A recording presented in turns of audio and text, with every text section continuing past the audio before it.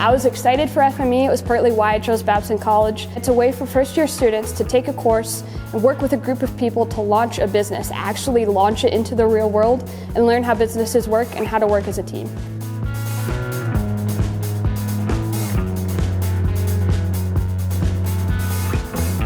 I was in the original group of 3 people when we were just brainstorming, and I was wearing a hat, of course. I live in hats. We realized how awesome it would be to make custom Boston-themed hats. We don't really see a lot of those.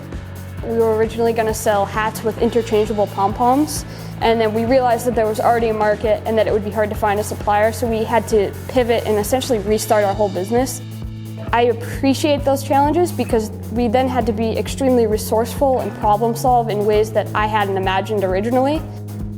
My 2 FME professors I've definitely built the best relationship with. They're always willing to problem solve, and they don't give you the answer, they just give you different ideas and different routes to take so that you can come to the conclusion yourself.